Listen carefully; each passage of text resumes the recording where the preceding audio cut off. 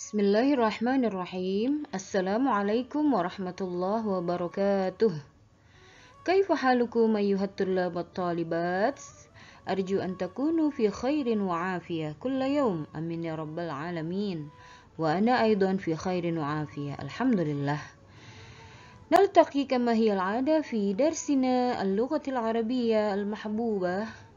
والآن في اللقاء As-sadis, kita sudah masuk di pertemuan ke-6 dalam program intensif USP.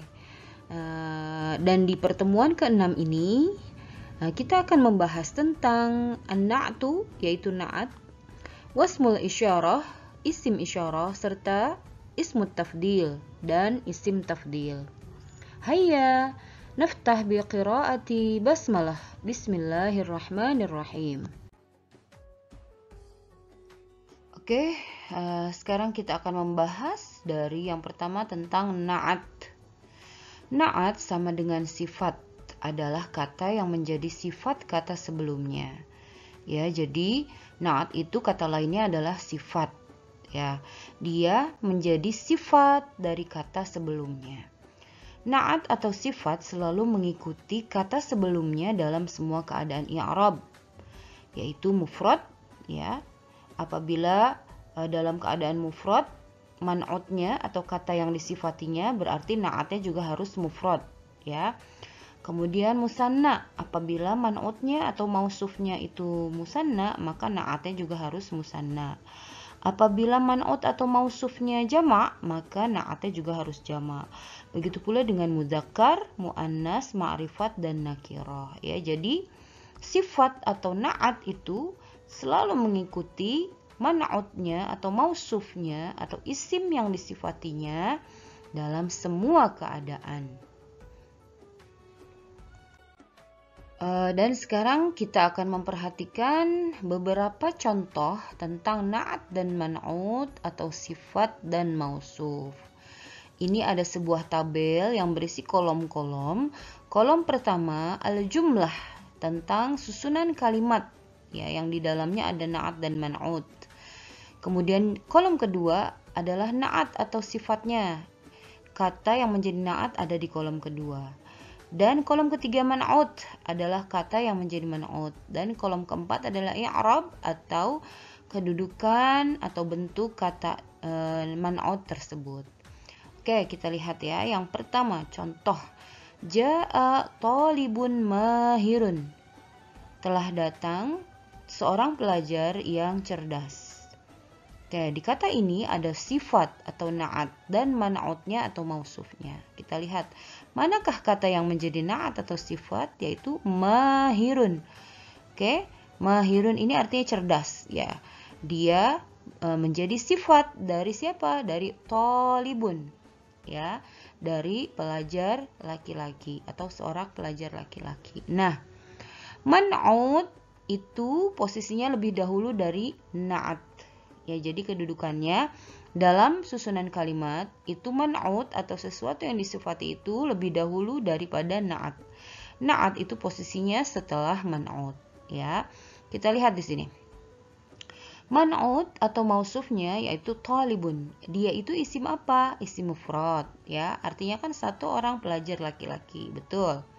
Kemudian selain isim mufrad dia isim apa? Isim nakirah. Kita lihat nakirah tandanya ada tanwin, ya.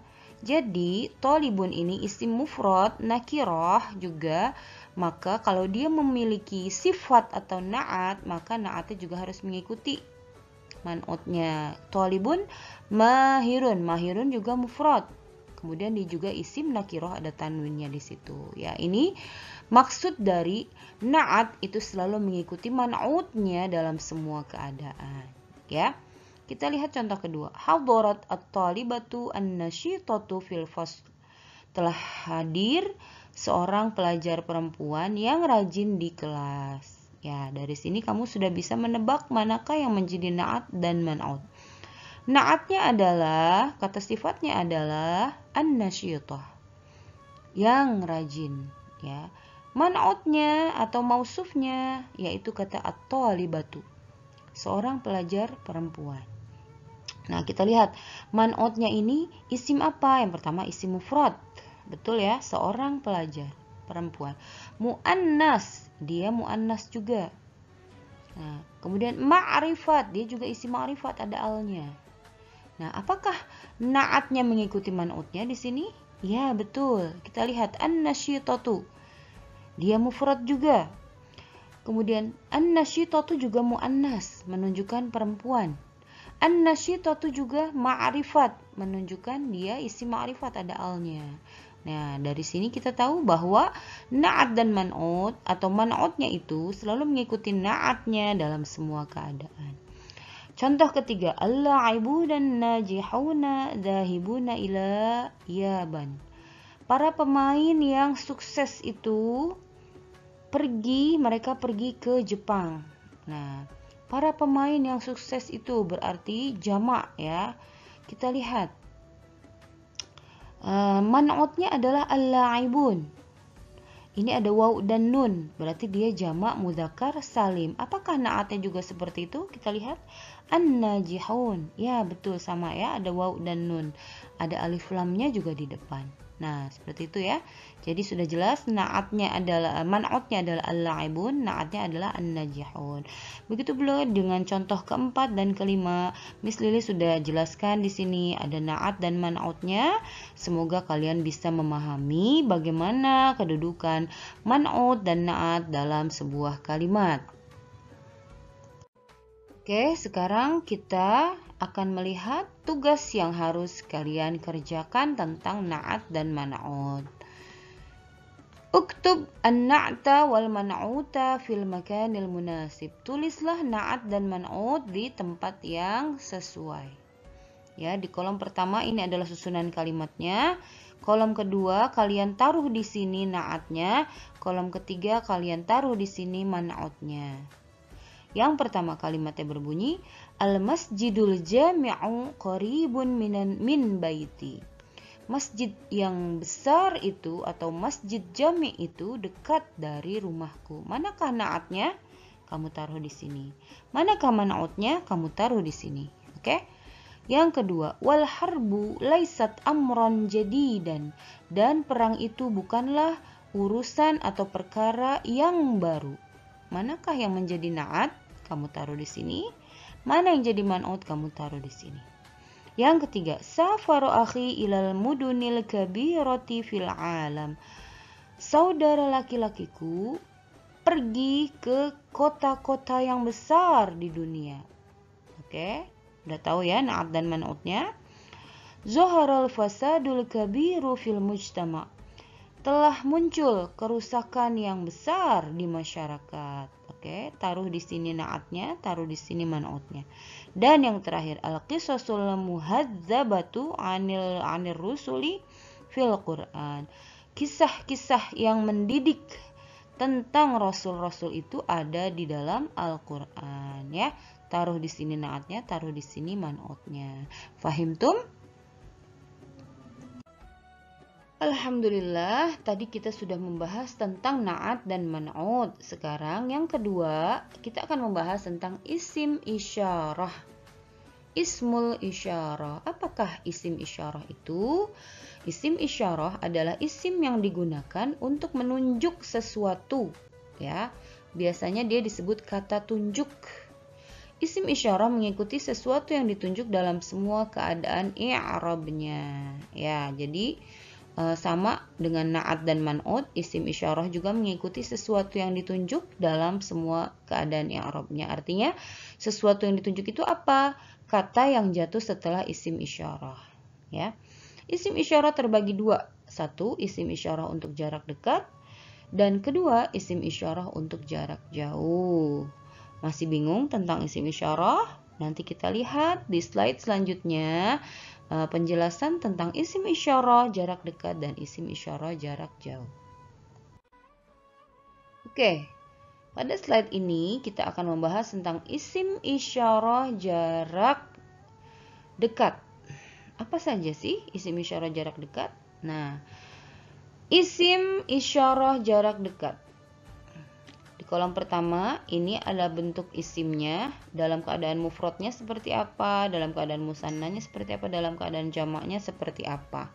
Ya, misalnya untuk mudzakkar isim isyarahnya ini, bahasa Arabnya adalah hadza. Ya, kata tunjuknya adalah ini ya. Bahasa Arabnya untuk mudzakkar itu hadza. Sedangkan untuk perempuan apa? Hadhihi. Oke. Ini dalam keadaan mufrad. Ini menunjukkan satu orang atau satu benda atau sesuatu yang lainnya menunjukkan satu. Oke. Kalau dalam keadaan musanna, dia seperti apa? Hadza berubah menjadi hadzani dalam keadaan rafa, dan hadzaini dalam keadaan nasab dan jar. Lalu hadhihi berubah menjadi apa? Hatani dalam keadaan rafa, dan hataini dalam keadaan jar dan nasab. Ya, ini yang menunjukkan dua orang atau dua benda atau dua yang lainnya. Oke. Nah, sekarang dalam keadaan jamaknya bagaimana? Hadza berubah menjadi haulai. Ya. Lalu hadhihi juga menjadi haulai, yang menunjukkan ini dalam keadaan jamak. 3 orang ke atas atau 3 benda ke atas menggunakan kata haulai. Oke, fahim tuh? Oke, selanjutnya di slide ini kita akan membahas tentang isim isyarah untuk jarak jauh. Nah, kalau tadi ini digunakan untuk jarak dekat, sekarang itu ya, isim isyarah untuk jarak jauh. Kita lihat itu bahasa Arabnya apa? Kalau untuk mudzakkar atau untuk laki-laki, 1 orang atau benda 1 buah, maka kalimatnya adalah dzalika. Ya, untuk laki-laki. Sedangkan perempuannya adalah tilka. Itu 1 buah bla bla bla ya. Itu yang menunjukkan 1 orang. Oke, ya. Itu dzalika dan tilka. Bagaimana kalau bendanya atau orangnya lebih dari ada 2 orang? Maka kalau untuk mudzakarnya dzanika. Kalau untuk muannasnya tanika. Ya, ini untuk 2 orang. Itu yang menunjukkan 2 benda atau 2 orang. Bagaimana untuk jamaknya? Lebih dari 2. Kalau untuk mudzakar ulaika. Yang perempuan juga muannas ulaika. Nah, ya. Jadi kalian sudah bisa mengetahui manakah isim isyarah untuk jarak jauh dan mana isim isyarah untuk jarak dekat. Ya, biar lebih jelas lagi, biar pemahaman kalian lebih dalam lagi, maka mari kita perhatikan contoh-contoh berikut ini. Oke, di dalam kotak ini ada contoh-contoh tentang isim isyarah. Nomor 1, hadza at-tuffahu ladzidun. Apel ini enak. Ya, hadzat tuffahu ladzidun. Manakah isim isyarahnya? Hadza. Oke. Hadza ini untuk mufrad mudzakkar. Lihat at-tuffah, sebuah apel. Ya, dia ini mudzakkar. Maka isim isyarahnya hadza. Contoh kedua, hadhil bintu shaghiratun. Anak perempuan ini kecil. Ya, manakah isim isyarahnya? Hadhihi. Kenapa pakai hadhihi? Karena sesuatu yang ditunjuknya itu, yaitu al-bintu, ini muannas atau perempuan. 1 orang, ya. Maka kata isyarahnya atau kata tunjuknya itu hadhihi. Nomor 3. Anzuru ila hadzainil kitabainil jadidain. Saya melihat 2 kitab yang baru ini. Ya, kita lihat 2 berarti menggunakannya adalah hadzaini. Kenapa dia ada ya-nya? Karena dalam keadaan majrur, ada ila di depan, ya, ada isim atau ada huruf jar. Kata yang ditunjuk yang mana? Al-kitabaini. Ya, 2 kitab, al-jadidaini yang baru. Nomor 4, hatani sayyarotani kabirotani. 2 mobil itu besar. Mana isim isyarahnya? Hatani. Kenapa pakai hatani? Karena kata yang ditunjuk itu atau musyar ilaih itu dalam keadaan muannas dan musanna. muannas dia itu menunjukkan perempuan ya, ada tak marbutohnya, dan juga musanna menunjukkan dua, maka isim isyarahnya hatani. Kemudian haula'il asatidzu sholihuna, guru-guru laki-laki itu orang-orang soleh. Mana isim isyarahnya haula'i? Mana al-musyar ilaih atau isim yang ditunjukkan al-asatidz? Ini jamak ya, menunjukkan jamak laki-laki.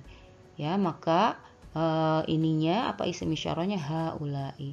Begitu pula dengan yang jarak jauh, zalika, tilka, zanika, tanika, ulaika. Kalian bisa pahami dari contoh-contoh ini dan kalian bisa juga membacanya di modul USP yang sudah kalian sudah kalian miliki ya. Semoga ini bisa difahami oleh kalian dengan baik. Oke? Nah, sekarang kalian akan mengerjakan latihan tentang isim isyarah. Apakah perintahnya? Udkhul ismal isyarati al-munasib bainal qausaini ilal kalimat. Masukkanlah isim isyarah yang sesuai yang ada di antara dua kurung ini ke dalam kalimat. Jadi yang ada di sebelah kiri ini adalah pilihan jawaban tentang isim isyarah. Lalu kalian masukkan ke dalam soal yang ada di sebelah kanan. Manakah yang sesuai dengan soal yang ada di sebelah kanan? Apakah yang pertama atau yang kedua? Oke. Soal yang pertama, sa'adal abu al-waladaini as-saghiraini. Ayah telah menolong dua orang anak laki-laki yang kecil. Apakah tilka jawabannya ataukah zanika? Oke. Yang menurut kalian benar, apakah tilka atau zanika?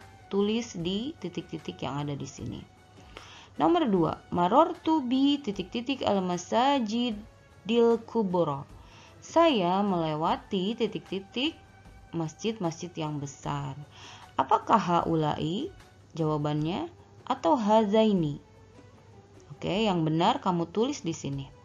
Nomor 3, al-wardatul jamilatu, bunga yang cantik, yang bagus, yang indah. Nah, manakah isim isyarah yang sesuai di titik-titik itu? Apakah zalika atau hadhihi? Oke. Nomor 4, al-ummahatu hadiratun fil hafli. Ibu-ibu hadir di upacara itu. Manakah isim isyarah yang sesuai? Apakah ulaika atau tanika? Kamu tulis di sini ya. Dan yang terakhir, huna aqra'ul qissata wa Fatimatu taktubur risalata. Di sini saya membaca cerita dan Fatimah menulis surat. Manakah isim isyarah yang sesuai di titik-titik ini? Apakah hatani atau hunaka? Fahimtum? Alhamdulillah, kita sudah membahas isim isyarah di bagian kedua. Dan sekarang kita masuk di bagian ketiga, yaitu isim tafdil. Apakah isim tafdil itu? Isim tafdil adalah isim yang digunakan untuk mengekspresikan perbandingan sifat antara satu dengan yang lain. Polanya mengikuti wazan af'alu. Ya, jadi isim tafdil itu polanya atau bentuk katanya itu mengikuti wazan af'alu, baik untuk mudzakkar atau muannas, dan tidak bisa ditanwin ya. Kalau tidak bisa ditanwin dalam bahasa Arab namanya mamnu'un lis-shorf. Bila setelahnya ada huruf min maka artinya lebih dari.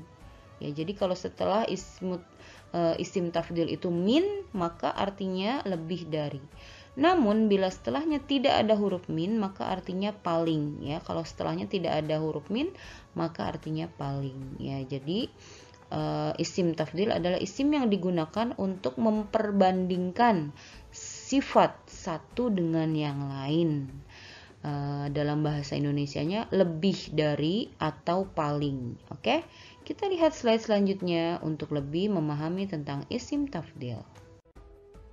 Nah, sekarang kita akan melihat bentuk-bentuk atau contoh-contoh kata yang menjadi isim tafdil. Oke. Kolom pertama ini sifat. Kolom kedua berisi isim tafdilnya. Dan kolom ketiga berisi artinya. Contoh sifatnya kabirun. Kabirun, besar ya asalnya. Lalu dia dijadikan isim tafdil. Ikut wazan apa tadi? Af'alu. Maka kabirun berubah menjadi akbaru. Artinya apa? Lebih besar. Ya. Kedua, kasirun, banyak. Maka isim tafdilnya aksaru, lebih banyak. Tawilun, panjang. Maka isim tafdilnya atwalu, lebih panjang. Jamilun, bagus atau cakep. Maka isim tafdilnya ajmalu, lebih cakep. Wasi'un, luas. Maka isim tafdilnya awsa'u, lebih luas. Hasanun, baik.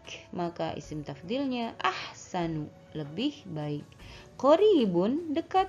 Maka isim tafdilnya aqrabu, lebih dekat. Nah, ini adalah contoh-contoh kata yang berubah menjadi isim tafdil. Kalian nanti juga akan bisa menemukan kata-kata lain yang merupakan sifat yang bisa kalian rubah menjadi isim tafdil, ya.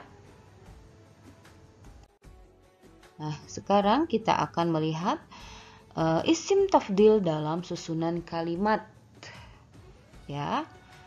Yang pertama, baiti akbaru min baitik.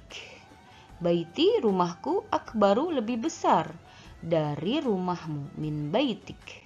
Ya, jadi kalau ada isim tafdil, lalu setelahnya itu jatuh huruf min, huruf jar, maka artinya tadi apa? Lebih dari. Ya. Oke, yang kedua, sayyarati asgharu min sayyarotik. Sayyarati, mobilku, asgharu, lebih kecil, min sayyarotik, dari mobilmu. Ya, walaupun dia muannas, ada ta marbutohnya, sayyarah menjadi sayyarati, maka isim tafdilnya tetap dalam keadaan mudzakkar, ya, asgharu. Oke. Dan yang ketiga contohnya, Muhammadun akramul khalqi fil alam. Muhammad adalah makhluk yang paling mulia di dunia ini. Kita lihat setelah isim tafdil ini ada min tidak? Ada huruf min tidak? Nah, kalau tidak ada berarti artinya apa tadi? Paling, ya. Jadi Muhammad adalah makhluk yang paling mulia di dunia ini. Nah, ini adalah contoh-contoh penerapan isim tafdil yang ada dalam kalimat. Fahimtum?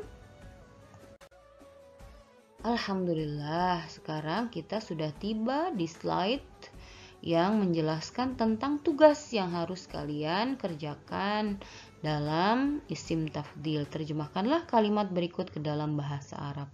Jadi kata-kata yang ada di sini ada 5 kalimat. Kalian harus menerjemahkannya ke dalam bahasa Arab. Tentunya kalimat-kalimat ini berisi isim-isim tafdil. Oke? Mudah-mudahan kalian sukses dalam mengerjakan latihan ini. Alhamdulillah, kita sudah sampai di penghujung materi tentang pertemuan ke-6 ini. Ada 3 materi yang sudah kita bahas. Alhamdulillah, tamma bi'aunillah azza wa jal. Semuanya sudah selesai dengan pertolongan Allah Subhanahu wa taala. Arju an takunu fahimina bihadhil madda. Saya berharap kalian semua, anak-anakku dan juga yang lainnya yang bisa melihat video ini bisa memahami materi yang sudah saya sajikan di sini. Ila liqa fil munasabatil qadimah. Sampai jumpa di kesempatan yang akan datang. Assalamualaikum warahmatullahi wabarakatuh.